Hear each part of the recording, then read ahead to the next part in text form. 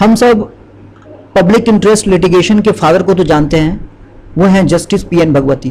पर क्या आपको पता है कि पब्लिक इंटरेस्ट लिटिगेशन की एक माँ भी है, एक ऐसी शख्स हैं जिन्हें मदर ऑफ पीआईएल कहा जाता है।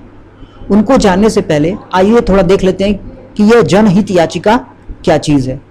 सामान्यतः जब कोई पीड़ित होता है तो उसे स्वयं न्यायालय में जाकर याचिका दायर करनी होती है, परंतु कभी कभी ऐसा होता है कि कुछ लोग जो है समस्या से पीड़ित रहते हैं, परंतु अज्ञानता या संसाधन के अभाव के कारण वह न्यायालय तक नहीं पहुंच पाते हैं।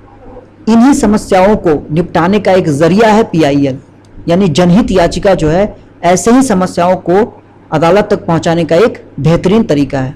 इसके नाम से ही इसके बारे में जानकारी मिल जाती है। यह एक याचिका है जो दायर किया जाता है जनता के हित के लिए। अब चूंकि इसमें पीड़ित को अदालत तक जाने की आवश्यकता नहीं है, तो उनके लिए कोई भी नागरिक या स्वयं न्यायालय भी याचिका दायर कर सकती है। आगे बढ़ने से पहले एक प्रश्न ले लेते हैं कि जनहित याचिका यानी पीआईएल के अग्रदूत के रूप में यानी पायनियर किन्हें जाना जाता है। यहाँ सारे रहे आपके ऑप्शन, इसका उत्तर आप कमेंट सेक्शन में हमें दें। ये जो पीआईएल है इसका जन्म होता है अमेरिका से। वहाँ इसे सामाजिक कार्यवाही याचिका यानी सोशल एक्शन लिटिगेशन कहते हैं। ये जो जनहित याचिका भारत में है, इसकी व्याख्या ना तो भारतीय संविधान करता है और ना इसकी परिभाषा किसी कानून में है। तो हमें इसके बारे में पता कैसे चलता है? तो इसकी उत्पत्ति हुई है न्यायालय के संवैधानिक व्याख्या से। तो आइए अब हम जानते हैं इसके आगे कि कैसे मदर ऑफ पीआईएल सामने आई। इसका संबंध जहिया के प्रथम मुख्य मुकदमा जो 1979 में हुआ था उससे रिलेटेड है। जहिया मतलब जनहित याचिका को शॉर्ट में हम जहिया भी कहते हैं। ऐसा होता है कि 1979 में द इंडियन एक्सप्रेस में एक खबर छपता है जो बिहार में कैदियों की स्थिति के बारे में बताता है।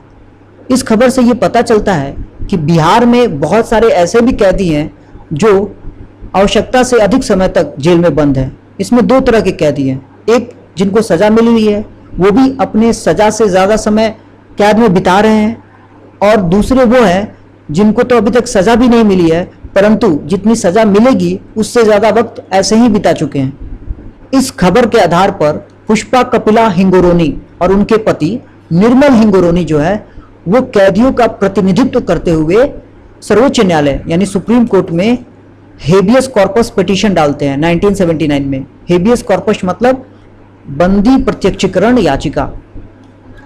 सुप्रीम कोर्ट में 2 सप्ताह तक इस पर बहस चलता है और सुप्रीम कोर्ट अंततः फैसला देती है इन दोनों दंपतियों के पक्ष में यानी कैदियों के पक्ष में, जिसके कारण न सिर्फ बिहार के कैदियों को रिहा किया जाता है बल्कि भारत में टोटल 40,000 विचाराधीन कैदियों को रिहा किया जाता है। के साथ साथ सुप्रीम कोर्ट यह भी कहती है कि स्पीडी ट्रायल यानी त्वरित न्याय जो है वो मौलिक अधिकार है यानी फंडामेंटल राइट है अंडर आर्टिकल 21, और इस सिद्धांत को बाद के केसों में भी स्वीकार किया जाता है।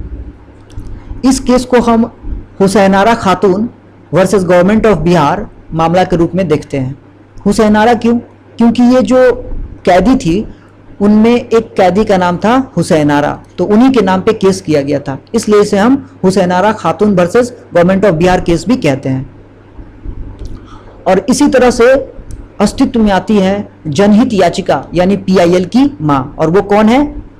वो वही वकील है जो कैदियों का केस लड़ी थी, पुष्पा कपिला हिंगोरानी। और अगर ये प्रश्न पूछा जाए कि वो कौन सी महिला वकील है जिनका फोटो भारत के सुप्रीम कोर्ट की लाइब्रेरी में पहली बार टांगा गया है, तो वो कोई और नहीं पुष्पा कपिला हिंगोरानी ही है। ये काम 2017 में किया गया था। थोड़ा इनके बारे में जान लेते हैं। इनका जन्म जो है वो 1927 में केन्या की राजधानी नैरोबी में हुआ था। वो मरी थी 2013 में। इनके पास नेशनलिटी थी इंडियन, और इन्हें किस लिए जाना जाता है? प्रिजन रिफॉर्म के लिए, यानी जेल के रिफॉर्म के लिए जाना जाता है। जाने से पहले हम देख लेते हैं इस प्रश्न का उत्तर, यानी जनहित याचिका के अग्रदूत मतलब पायोनियर ऑफ पीआईएल। तो वो सही उत्तर हो जाएगा ऑप्शन सी, न्यायमूर्ति वीआर कृष्ण अय्यर और न्यायमूर्ति पीएन भगवती। तो इतना ही कुछ है इस लेक्चर में। यदि ये लेक्चर आपको अच्छा लगता है तो प्लीज़ लाइक करें, शेयर करें और चैनल को सब्सक्राइब करें। Thank you.